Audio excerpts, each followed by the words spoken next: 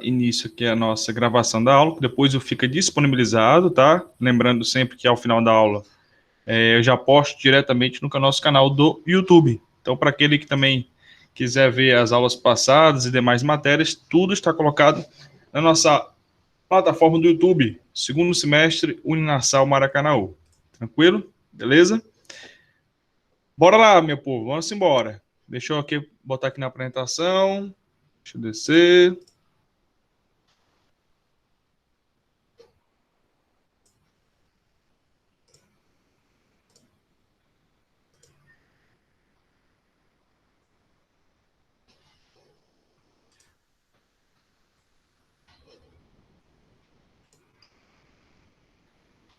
Pessoal, bora lá. Bom, hoje eu vou recapitular um pouquinho sobre a Eireli, nossa última matéria, antes da nossa avaliação número 1, tá? E aí nós damos prosseguimento à nossa matéria de Direito Empresarial número 1, que é o registro empresarial, tá certo? Beleza? Deixa eu só autorizar. Pronto, simbora. Bora lá. Então, nas nossas aulas passadas, nós falamos um pouco sobre a famosa Eireli, né? Esse tipo de pessoa jurídica, tá? Que é possível você constituir. Tá? Na verdade, existia já há muito tempo a figura do empresário individual, né? E aí, o grande problema que existia é porque o empresário individual ele responde com o próprio patrimônio. É aquilo que a gente chama de responsabilidade direta com seus bens. Então, se porventura você é um MEI, né, você é um empresário individual, né, e aí você tem uma dívida, exemplo, tem uma dívida, né, e você não consegue pagar, entre aspas, a empresa, aquela credora, né, ela vai poder ingressar judicialmente e conseguir seu patrimônio, conseguir penhorar, conseguir até mesmo pegar o dinheiro, assim falando, em sua conta corrente, conta poupança, o que for. Só não pode conta salário, mas isso aqui é uma discussão que existe no âmbito da execução que vocês vão estudar mais à frente, tá? Mas a gente precisa entender que o MEI, que o empresário individual, ele tem esse pequeno problema, apesar de não ter nenhum requisito quantitativo, financeiro, para que a gente possa constituir o MEI, ele tem esse ponto negativo, né? Afinal de contas, ele responde com o próprio patrimônio do dono, do empresário, tá? E aí, com o tempo, né, começaram a ter algumas manifestações nesse sentido de, poxa, eu quero empreender, mas quero proteger meu patrimônio. Então, surge em 2011, através da Lei 2441/2011, a figura da Eireli, que é a empresa individual de responsabilidade limitada, tá? E essa discussão foi muito interessante, porque a partir de então, desde 2011, nós temos uma proteção aos bens dos sócios, aos bens do empresário em si, né? Afinal de contas, ele está falando de empresário individual, tá? Então, não há aqui sociedade por enquanto. Há o que existe um empresário individual de uma só pessoa, tá? Ponto negativo da Eireli é a Constituição. Para que eu possa constituir uma Eireli, para que eu possa criar uma Eireli, é preciso que eu tenha um capital mínimo de 100 salários mínimos. Então, isso tem dificultado muito o número de aberturas de Eireli. Tá? Então, ficou meio inviável. Imagina, para eu poder constituir uma Eireli, para poder abrir uma empresa, tem que ter já 100 salários mínimos de capital. Né? Então, isso acabou aí atrapalhando muito a Constituição, apesar de existir, sim, muitas Eireles, tá? No entanto, com essa pressão toda, né, afinal de contas, muitas pessoas, como eu disse, não tinham esse quantitativo financeiro, diante dessa pressão, na Lei da Liberdade Econômica, foi criada a figura da sociedade unipessoal. Então, não existe mais o requisito financeiro, tem uma sociedade de uma só pessoa, tá? E essa sociedade, ela vai ter as mesmas características de uma sociedade limitada. Professor, nós vamos falar sobre isso agora? Não. Por quê? Porque a gente vai estudar a parte societária no semestre que vem, tá? Sociedades empresariais e títulos de crédito empresarial número 2, tá? Mas para que vocês já saibam, é possível hoje em dia eu constituir uma empresa, eu constituir uma sociedade de uma só pessoa. E isso é muito positivo. Por quê? Porque eu não tenho os 100 salários mínimos da Eireli, tá? E eu tenho a proteção patrimonial de uma sociedade limitada sem precisar ter um sócio. Porque antigamente era muito comum, né? Já que tinha essa figura da Eireli, tinha que ter 100 salários mínimos, então nem todo mundo tinha esse dinheiro. Então era muito comum a pessoa chegar e falar assim: rapaz, tu quer ser meu sócio? Aí o cara, não, eu vou te botar só com 1%, só para poder construir uma limitada, e aí eu protejo meu patrimônio. Então era muito comum você pegar os contratos sociais, né? Nesses contratos sociais existirem lá, sociedade, 99% para o João, 1% para a Maria. Então era muito comum, isso acontecer demais, nessa figura desse sócio meio que fantasia, né? Apesar de estar no papel. Era só mesmo para que pudesse ser constituída uma sociedade, pudesse existir uma sociedade de responsabilidade limitada e, portanto, proteger o patrimônio do empresário da empresa. Tá? Então, a figura da Eireli é uma figura muito importante, sem sombra de dúvidas, até o ano passado, era a única forma que nós tínhamos, antes de ter uma sociedade, para protegermos aí o patrimônio do empresário, separar, na verdade, o patrimônio do empresário e da empresa, mas no ano passado, com a Lei da Liberdade Econômica, surgiu então a figura da sociedade unipessoal, sociedade de uma só pessoa e que protege o patrimônio do empresário.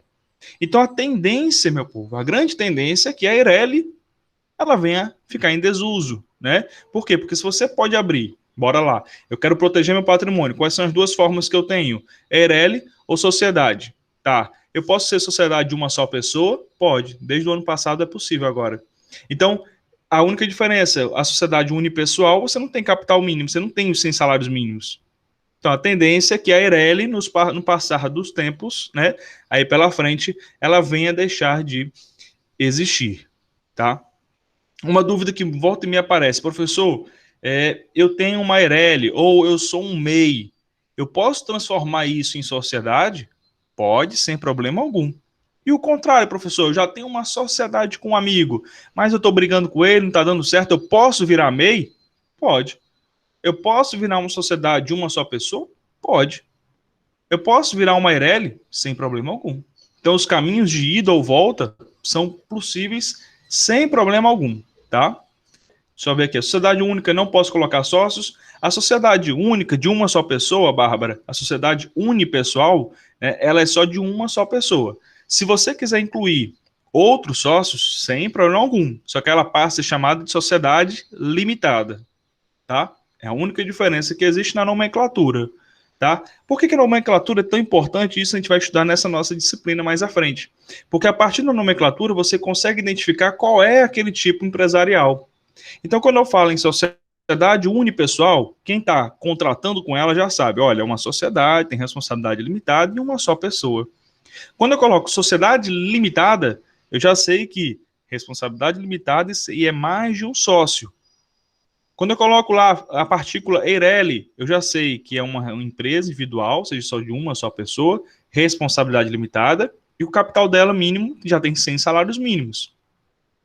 Quando o cara coloca lá no final ME, o MEI, né, eu já sei que ele tem a responsabilidade direta, então eu posso atingir o patrimônio dele se ele não me pagar a dívida. Então, tudo isso é muito importante, né, na nomenclatura da empresa, justamente por isso, né, para que eu que estou contratando com aquela empresa já tenha noção de que tipo empresarial que ele, de que tipo de empresa é aquela, tá? Beleza? Tanto que vocês podem pegar, é muito comum, qualquer tipo de embalagem, de produto, de, sei lá, outro dia eu estava na loja Americanas, peguei uma embalagem, assim, quando eu olhei atrás, lá tinha uma Eireli, era um brinquedo, né, e atrás tinha, não sei, João da Silva Eireli.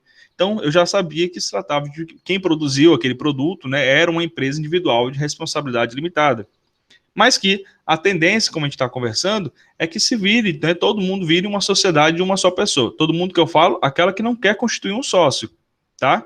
Porque era muito comum, como eu disse, ter essa figura do 99% um, 1% o outro, né?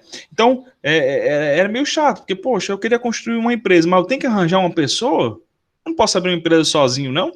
Então, diante desse questionamento, no ano passado, criarei a sociedade unipessoal. Então, eu transformaria a minha sociedade única em limitada, certo? Perfeito, Bárbara. Exatamente isso. Tanto que o contrato social é o mesmo, a mesma estrutura, tá? Quando tem uma sociedade unipessoal, uma sociedade limitada.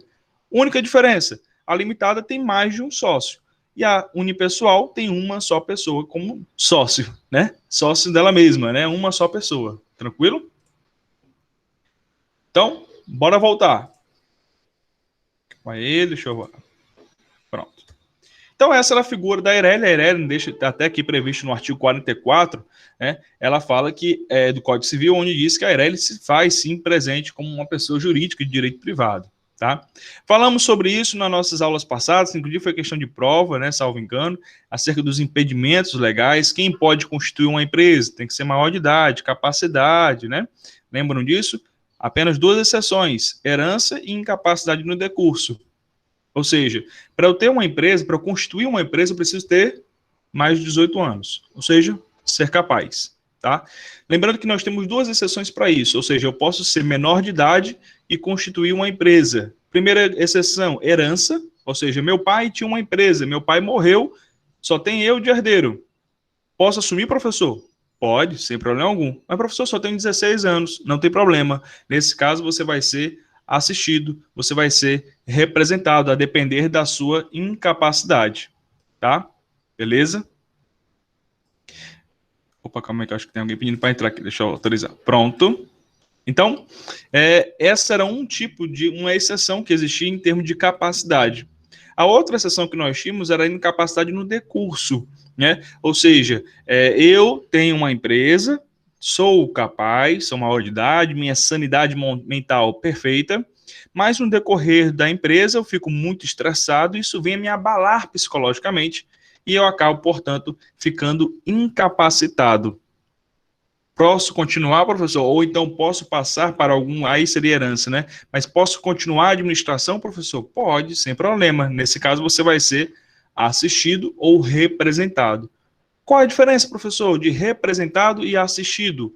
O representado é aquela pessoa que ela é absolutamente incapaz. Ou seja, não tem capacidade nenhuma de administrar seus bens, né? Então, nesse caso, ele é representado por alguém.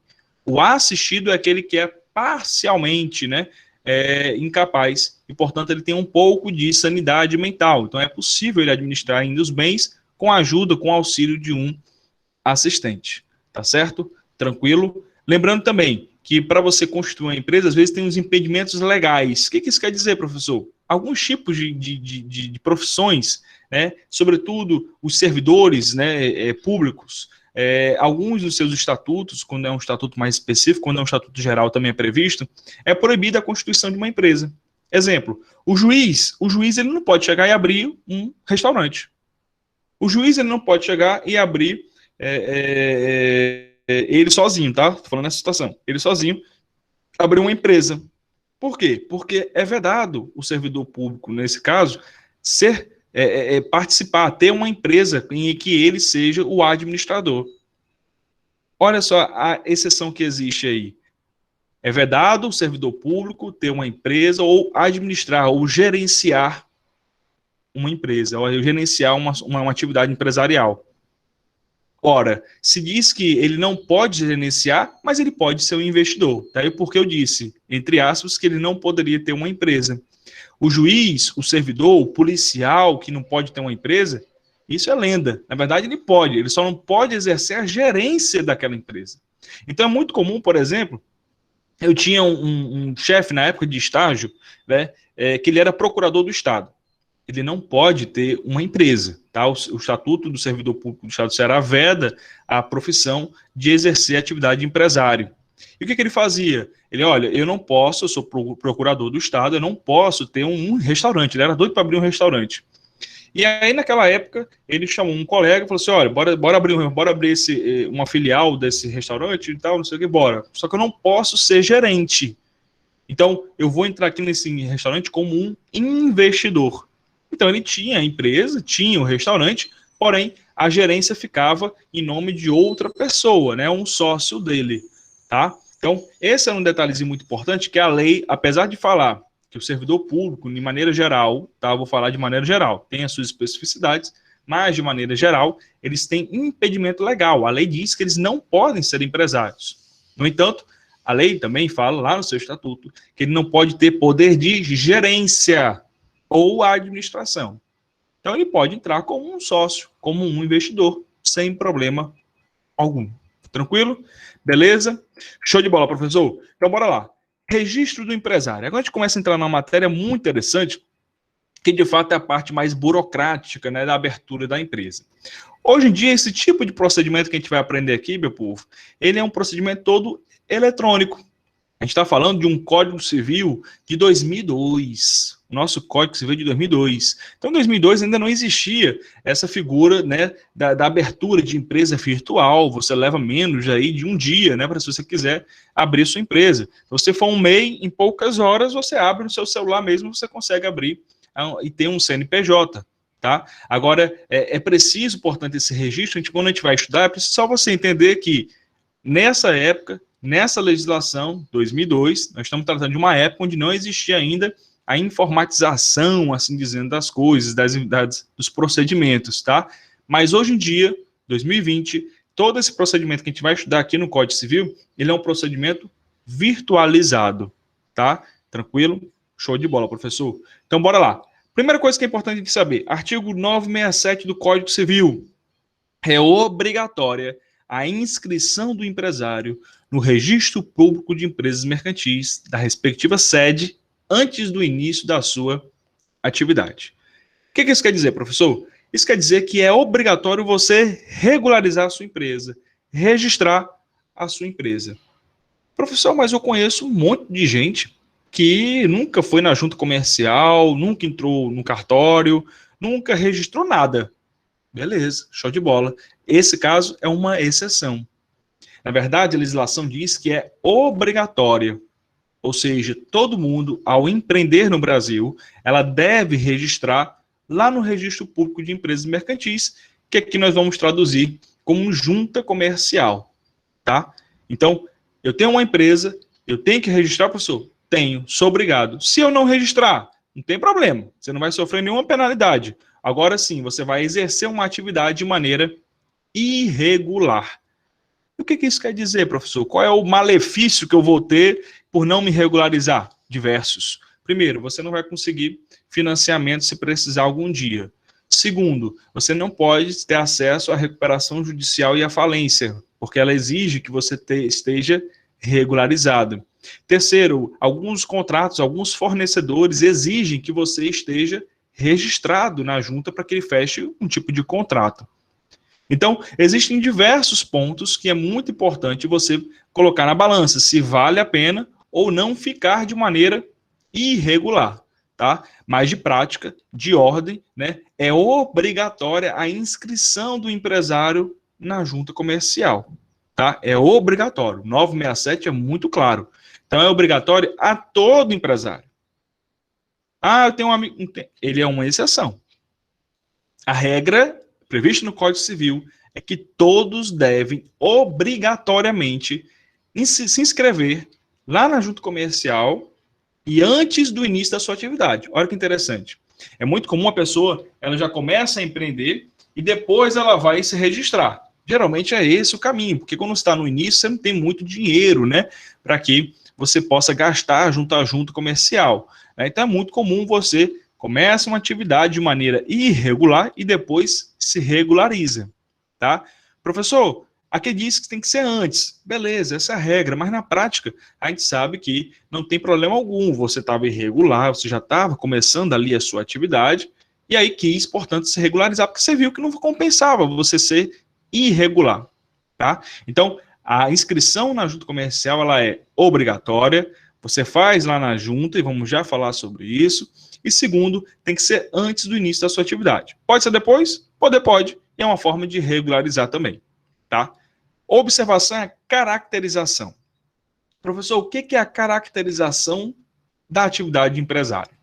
O nome já diz, quando eu vou me caracterizar, eu vou me fantasiar, né? Então, vamos lá, vou me caracterizar de, sei lá, vou para uma festa fantasia e, portanto, eu vou ter que me caracterizar de jogador de futebol. Ou seja, eu vou me fantasiar de jogador de futebol, né? Beleza, professor, show de bola. Com a empresa é do mesmo jeito. Existe uma situação em que o empresário ele não quis se regularizar, porém, ele está ali funcionando, tá? Ele está ali exercendo uma empresa, ele está ali caracterizando uma atividade empresarial. Então, vamos supor que eu, Márcio, tenho um mercadinho, tá? Esse mercadinho, eu não tenho dinheiro ainda para me regularizar, eu não tenho como pagar na junta comercial, não tenho como pagar alvarás, etc, etc. Não tenho como fazer isso. Eu estou aqui de maneira irregular. Estou aqui na minha casa, eu abri aqui a garagem e transformei no mercadinho. Show de bola, sem problema. O que acontece? Eu vou estar regularizado? Não. Não me inscrevi na junta comercial. Beleza, professor, show de bola. Agora, eu preciso comprar materiais e fornecedores vão precisar entregar os seus produtos para que eu possa vender nesse meu mercadinho. Então, vamos supor que a Bárbara ela tenha um centro de distribuição, né, de, sei lá, biscoitos, né? E eu falo assim, Bárbara, é o seguinte, eu tenho um mercadinho, tá? Eu trabalho ali em Maracanaú e eu não sou regularizado. Não tenho inscrição na junta comercial, tenho um CNPJ, eu sou um MEI, né? Mas nunca me regularizei. Beleza. Você pode vender os seus biscoitos, eu posso comprar de você como distribuidora, eu posso comprar e colocar lá na minha empresa, né? Aí a Bárbara, não, beleza, eu quero vender, sem problema. Você vai querer quantos biscoitos, Márcio? Ó, eu vou querer 10 pacotes, 50 pacotes de biscoito, para poder vender lá no meu mercadinho. Show de bola. Pego os 50 pacotes de biscoito e falo o seguinte, Bárbara, assim, eu não tenho como lhe pagar. Vamos deixar sob consignação? Então deixa lá, o que vender eu lhe pago depois. A Bárbara, show de bola, sem problemas, se estragar também eu pego antes do tempo. Geralmente é esse a tratativa que existe quando trata de produtos perecíveis, tá? Então, show, professor, vou deixar a Bárbara chega lá com o caminhão dela, deixa os seus biscoitos lá na minha empresa, né? Empresa irregular, tá? E eu, portanto, coloco para vender. Biscoito faz um sucesso ali na rua, vende pra caramba, né? No entanto, eu tenho uma dívida para pagar e eu não repasso o valor que é passível para a Bárbara. Bárbara chega lá no dia 15 e fala assim, aí, Márcio, vendeu tudo? Aí, Bárbara, vendi. Ela, pronto, cadê meu dinheiro? Não tenho, Bárbara, gastei seu dinheiro. Eu precisava pagar uma dívida e agora eu não tenho como lhe pagar. Aí a Bárbara, não, tu vai ter que pagar. E aí começa a discussão, ela diz... Aí eu falo o seguinte, Bárbara, se você quiser, pois procure os seus direitos. Então a Bárbara pega ali a venda que ocorreu, né, todos os e-mails trocados, se tiver um contrato, o contrato, e entra na justiça. Quando ela entrar na justiça, ela vai atrás da minha empresa. Ela vai pedir na junta comercial uma declaração de exercício da atividade empresarial, para dizer que aquela empresa está ativa. Quando ela chega na junta, ela diz o meu nome, diz o meu CNPJ, porque eu sou um MEI. Aí a junta vai olhar e vai falar assim, ô Bárbara, esse rapaz não é registrado não. Essa empresa não é regularizada. E agora? Lascou, né? Por quê? Porque se a empresa não é regularizada, ela sequer existe para o mundo da atividade empresarial. Apesar de ter um CNPJ, ela não está nem ativa nem inativa. Ela está solta, está desaparecida. Né? Então, ela então ingressa judicialmente e fala o seguinte, rapaz, e agora? Como é que eu faço para caracterizar, para dizer que aquela empresa de fato existe? Eu preciso mostrar aqui ao magistrado, eu preciso mostrar aqui ao juiz que existe aquela empresa. Então, ela vai se utilizar do argumento da caracterização. Excelência, apesar da empresa não estar regularizada na junta comercial, ela exerce as atividades de empresa. Olha aqui as fotos. Então a Bárbara começa a tirar fotos do estabelecimento. Ela chama clientes do meu mercadinho, ela chama a vizinhança. Então todos vão comprovar que de fato existe uma empresa ali, só que ela não está regularizada. Então o processo da Bárbara contra a minha pessoa vai fluir naturalmente e sem problema algum. Tá? Então isso que é importante a gente saber, essa característica, essa ideia da caracterização. Então, por que eu falo isso? Porque tem, por exemplo, acho que eu coloquei na prova de vocês uma questãozinha de concurso público, né, que volta e meia cai, principalmente em prova de Cefaz, que adora isso, porque prova de Secretaria da Fazenda sempre cai direito empresarial, tá? E é muito importante. Volta e meia cai um tipo de questão mais ou menos assim. A inscrição do empresário, ela é obrigatória, beleza? Tá certo? E é requisito para a regularidade do empresário. Show, tá certo. Agora eu já vi questão falar o seguinte, a inscrição do empresário é obrigatória, beleza, e caracteriza a atividade empresária. Não. Por quê? Porque a caracterização nem precisa da regularidade. Olha só a pegadinha que às vezes colocam, né? Porque a regularidade, você se inscrever na junta comercial, é para dizer que você está regularizado. Tá? Inclusive, se não me engano, foi a primeira questãozinha da nossa prova, tá? A prova de TGE. Tranquilo? Beleza? Show de bola? Essa é a ideia do registro empresarial. tá? Agora, meu povo, vou pensar que vocês peguem aí, por gentileza, o Vadmecum de vocês, tá? E peguem lá no Código Civil. Pega aí, rapidinho. Código Civil.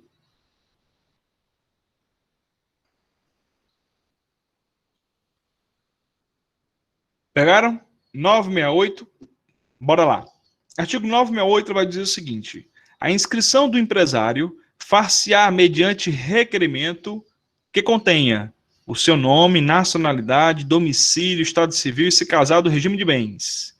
A firma com a respectiva assinatura autógrafa, o capital, o objeto e a sede da empresa. O que é isso, professor?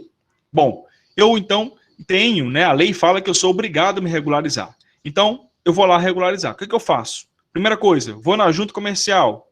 Vai. Isso até um ano atrás, né? Porque, como eu disse, até o ano passado, a partir do ano passado, esse tipo de procedimento agora é virtualizado, tá? Mas vamos aprender da forma raiz, tá? E eu vou sempre fazendo aqui a parte na atual para que você possa entender.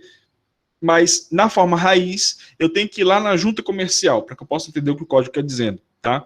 E eu chego lá na junta comercial e falo o seguinte, pessoal, senhor, né? Eu tenho uma empresa e eu quero regularizar a minha atividade. Ao jovem do balcão, falo o seguinte: olha, meu amigo, beleza. Responda, preencha esse requerimento para dar entrada aqui na junta comercial. Beleza.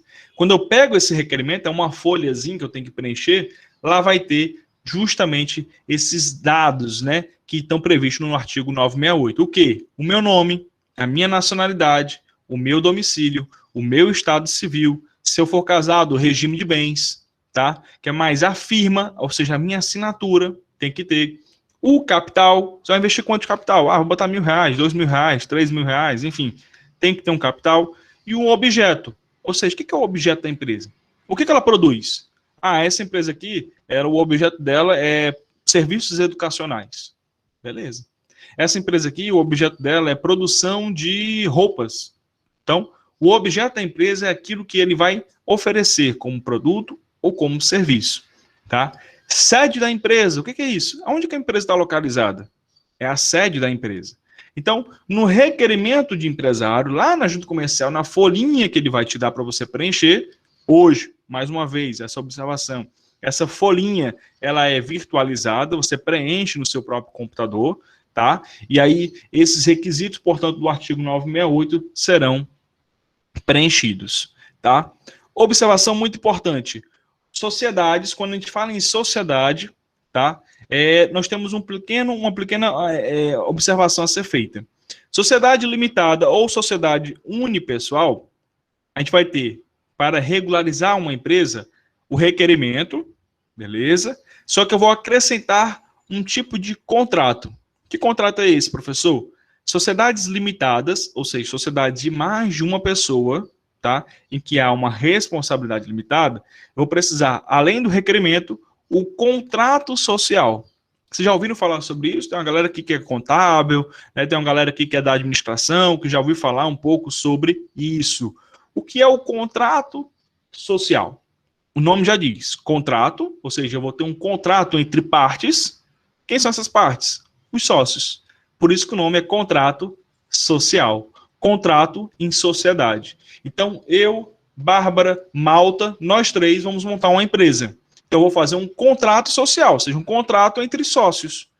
Vamos falar, olha, os sócios da empresa é o Márcio Gabriel Plastina Júnior, Malta Gonçalves, Bárbara Macau. Então, junta todo mundo no papel e fala, ó, essa empresa vai ser uma empresa, sei lá, um supermercado. Essa empresa vai ser um supermercado, tá? Ela vai ter a sede em Maracanaú, o objeto dela é a venda de produtos de supermercado, tá? O que mais tem lá no requerimento? Vamos ver. O capital, olha, vamos colocar R$ 1.000 cada um, bora. Então, o capital aqui é R$ 3.000, tá? A firma, a assinatura dos três. E, além disso, eu tenho que ter o contrato social. Que é justamente esse contrato que eu estava falando, que vai informar quem são os sócios, qual vai ser o valor da cota de cada um, tá? Olha, cada um vai botar R$ 1.000, beleza. Então, 33% do lucro vai ser para o Márcio, 33% para o Malta, 33% para a Bárbara, né? E nesse contrato social, o nome já diz, é um contrato entre sócios. Tá? Nesse contrato social, é ali que eu vou estabelecer várias regras que vão dirimir qualquer dúvida existente dentro da empresa. Então, geralmente no contrato social, fala-se tudo. Como vai ser a distribuição do lucro, como vai ser em caso de morte de empresário, do sócio. Muito importante essa cláusula, tem que ter essa cláusula. Tá? Então, informações como a sede da empresa, o objeto da empresa, várias informações relacionadas aos sócios e à empresa estão contidas no contrato social. Tá? Então, o contrato social é para sociedades limitadas. Professor, mas eu já ouvi falar, por exemplo, que a Uninasal, ela é uma SA. O que é isso? SA é uma sociedade anônima. Isso tudo vocês vão aprender no semestre que vem, quando a gente for falar de sociedades, tá? Mas, de antemão, sociedade anônima é aquela que você não sabe quem são os sócios. Na verdade, os sócios são anônimos. São os acionistas. Quando uma empresa tem ações na Bolsa de Valores, por exemplo, você não sabe quem são os sócios. Afinal de contas, os sócios é todo mundo que investe naquela empresa.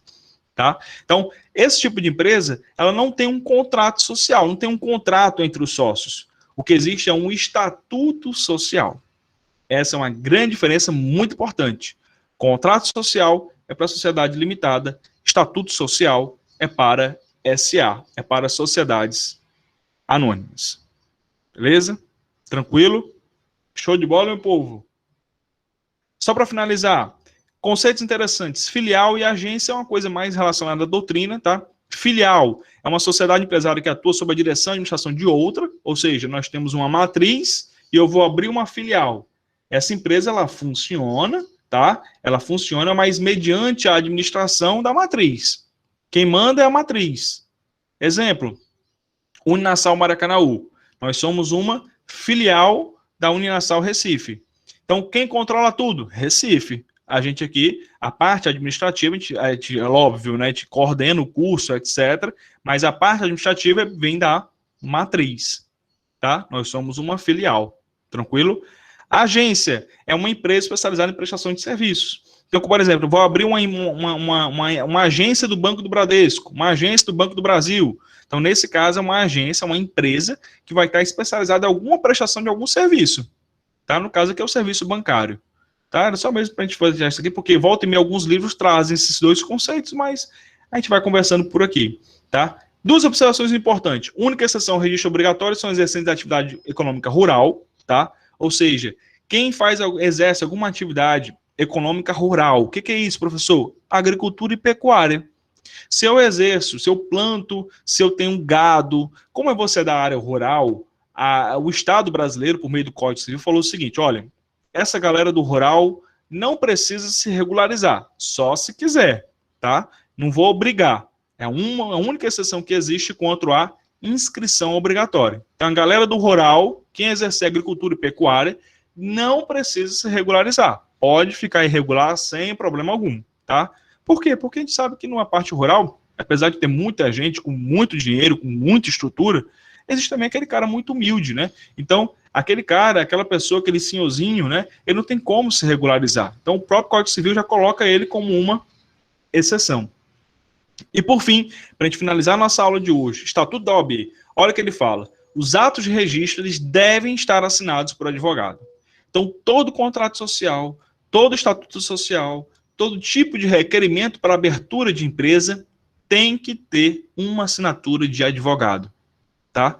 Ah, eu posso abrir uma empresa, só pagar o contador? Não, não. Tem que ter a assinatura de um advogado. Tá? Inclusive, esse é um meio de atuação. Tem gente que atua na área do direito empresarial só na parte de registro de empresas. Tem advogado que atua só com isso. Né? É aquele cara que é especialista em contrato, né? Contrato social, em estatuto social, o cara sabe as cláusulas certas que tem que ser colocadas. Olha que legal, né? É um campo muito interessante, você consegue ganhar uma graninha, né? Por quê? Porque todo contrato tem que ter uma assinatura de advogado. Tá? Então, é um campo de atuação muito interessante para quem gostar dessa área do direito empresarial, tá? Deixa aqui para nossas perguntas, meu povo. Deixa eu entrar aqui, que eu estava com a tela aberta e não conseguia ver. Então, eu transformaria uma sociedade única e limitada. Acho que Bárbara te respondi, não foi? Joana, professor, eu dando entrada no alvará e no registro sanitário, estando só com protocolo de abertura, posso abrir a empresa mesmo, não tendo ainda uma vistoria? Massa da pergunta, Joana. Professor, eu posso abrir a empresa? vai poder, tá, Joana? No entanto, é preciso ter a vistoria para que, se porventura chegar alguma fiscalização, você tenha ali seu alvará de funcionamento, tá? E aí eu digo, olha, eu estou aqui funcionando tudo direitinho, está aqui meu alvará, tá?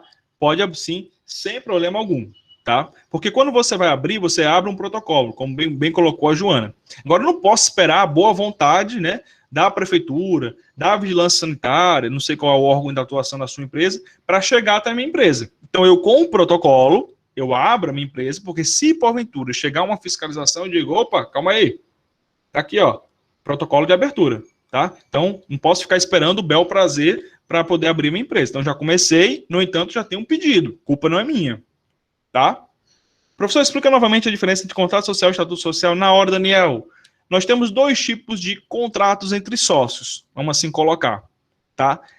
O contrato social, ele é usado apenas em sociedade limitada. O que é uma sociedade limitada? A gente vai estudar isso no próximo semestre. Mas é uma sociedade de mais de uma pessoa, tá? Por isso que o nome é sociedade, tá? Limitada, a responsabilidade é limitada. O patrimônio da empresa é diferente do patrimônio dos sócios, tá? E um detalhezinho muito importante. Na sociedade limitada, os sócios, eles se conhecem. Os sócios, para você entrar numa sociedade limitada, tem que ter autorização dos demais sócios. Então, por exemplo, eu, Bárbara e Joana, a gente abriu uma sociedade limitada.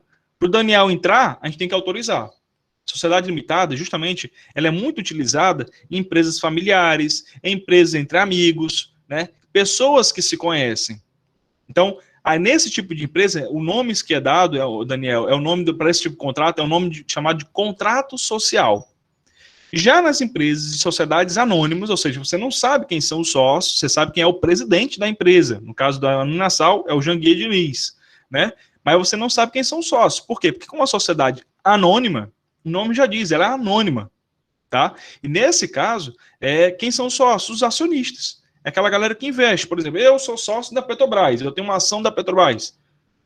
Então, eu posso vender hoje, entrar amanhã, sei lá, numa outra empresa, na Uninasal, se eu quiser comprar as ações dela. Ou seja, não tem como eu ficar controlando quem são os sócios. Por isso que é um nome de sociedade anônima, tá?